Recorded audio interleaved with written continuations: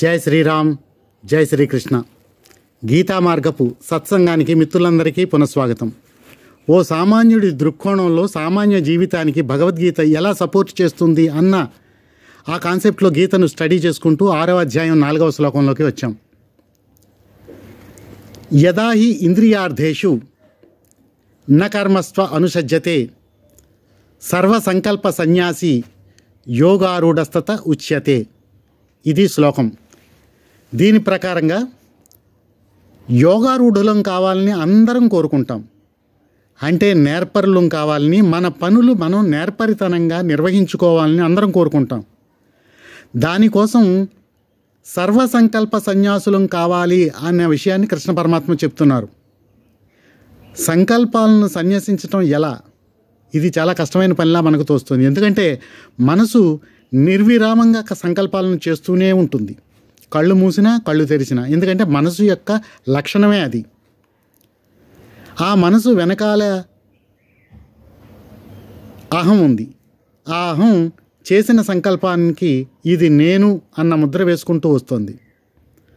దాని వెనకాల మనసుని, బుద్ధిని నడిపిస్తున్నాం.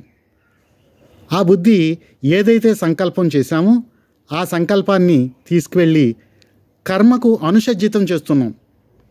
అంటే కర్మకు పట్ల మోటివేట్ చేస్తున్నాం. అలా చేసిన దాని మీద ఓ నిర్ణయం తీసుకోవాల్సి వస్తుంది బుద్ధి. తద్వారా మనం బందీలం అవుతున్నాం.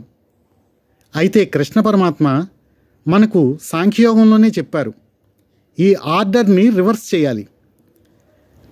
మనసును ముందు పెట్టి దాని వెనకాల అహాన్ని పెట్టి దాని వెనకాల బుద్ధిని పెట్టినప్పుడు మనం సామాన్యులుగా మిగిలిపోతున్నాం, యోగారూఢస్థులం కాలేకపోతున్నాం. యోగారూఢస్థులం కావాలి అంటే బుద్ధిని ముందు పెట్టాలి, బుద్ధిని రాజుని చేయాలి. బుద్ధం శరణమన్విచ్చ, ఈ మనసును తీసుకెళ్ళి బుద్ధి శరణులో ఉంచాలి.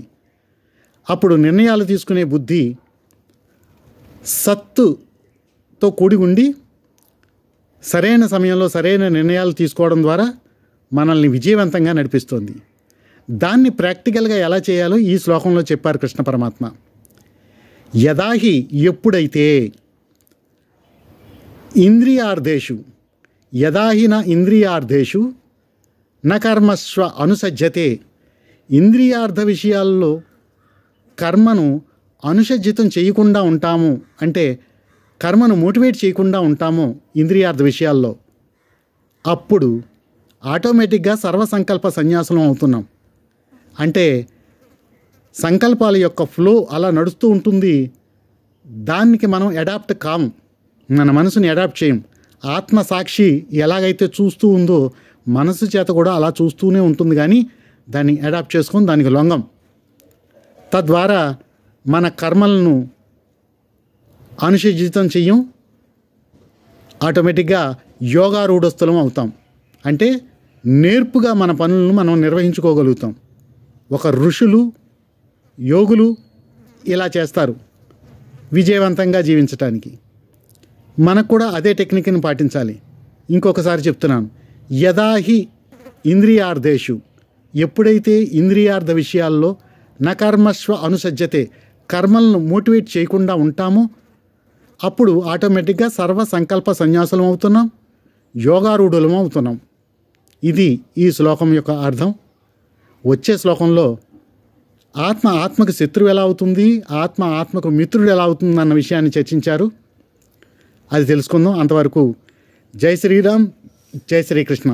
సత్సంగంలో మిత్రులందరికీ కూడా శుభాభినందనలు. సబ్స్క్రైబ్ చేయని మిత్రులు దయతో సబ్స్క్రైబ్ చేసుకోండి. సత్సంగాన్ని అందరికీ తెలిసే విధంగా, అందరం పంచుకునే విధంగా, ఈ గీతా కల్పవృక్షంలోని ఫలాలను అందరం కలిసి తినే విధంగా మన ధర్మానికి మనం ఇతోధికంగా సహాయం పడదాం. జై శ్రీరామ్, జై శ్రీకృష్ణ.